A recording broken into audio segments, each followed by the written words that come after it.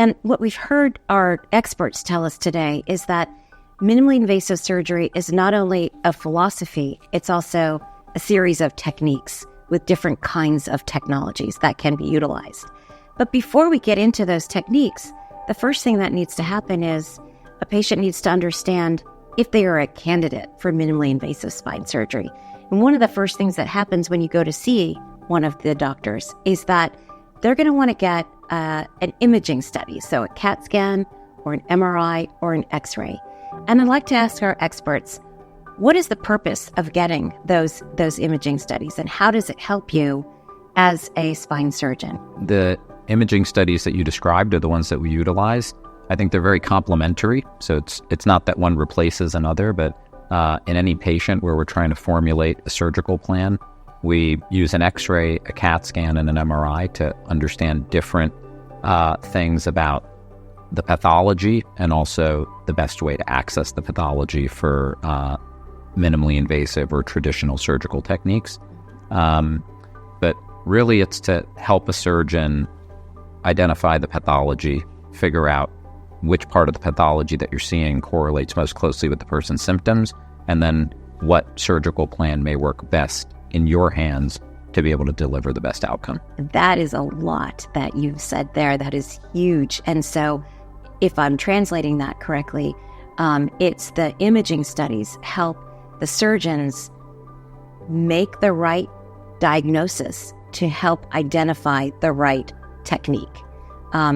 Did I get that right, Dr. Wang, or not quite? Yes, it's absolutely correct, because the spine is so complicated. You need that roadmap not only to make the diagnosis, but to formulate a plan on how to attack the problem or rectify it. But let me just take a slightly different twist to it, because the imaging is so sophisticated now, and sometimes patients obsess about imaging, but the imaging always exists in a context. I think Dr. Qureshi alluded to that as well, which is that what does the patient really need or want? There are many roads to Rome, right? So over-reliance on imaging can be dangerous too, because people could have unnecessarily large surgeries, and our imaging is so refined now that we're going to pick up all kinds of crazy stuff that may not even have any relevance to what the patient really wants to get out of surgery.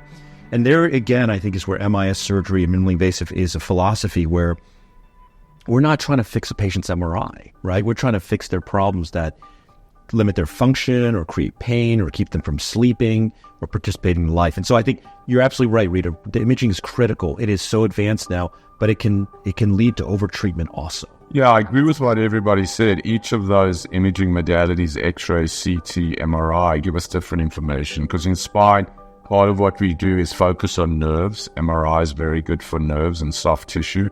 Other part is structural issues, deformity, and X-rays and CTs are helpful. But to echo what others have said, the secret is correlating clinical findings with what you see on the MRI. Because I've had many patients, as have all of us, who get an MRI, they come in, they're freaked out. It says you've got herniated discs at every level, arthritis at every level, and they may have very little pain. But now they're sort of in the mindset, this is the beginning of the end. If not now, in the next 5 years, I'm going to need spine surgery.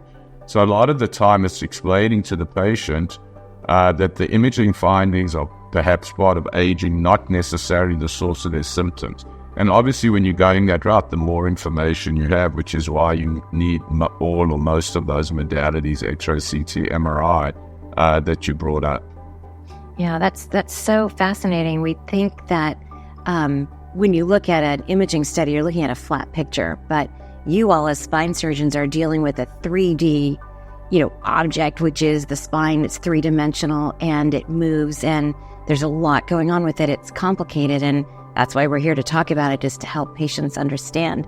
Dr. Anand, what are your, sort of best comments on the kinds of imaging and what the information that gives you as a surgeon and what patients should know about that? To me, the two things. The images have to fit the symptoms the patient is saying. The patients, I tell you something, there's got to be a correlation. In the words of most people, though, if it doesn't fit, you have to quit.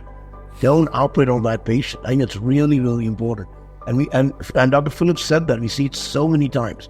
You see all these crazy things going on MRI or a CT scan, and very rarely do they fit. It has to fit the patient's symptoms. That's one. And two is what Dr. Wang said. To me, it's a roadmap. It's a really finite 3D GPS roadmap of what we are going to now do surgically or technically to take care of the problem as long as the symptoms fit. For example, if someone's got stenosis, got leg pain going down one nerve, that's the only nerve that needs to be decompressed. You don't have to operate the entire spine. So I think for me, it's really important. You use imaging a lot to make that, to plan it.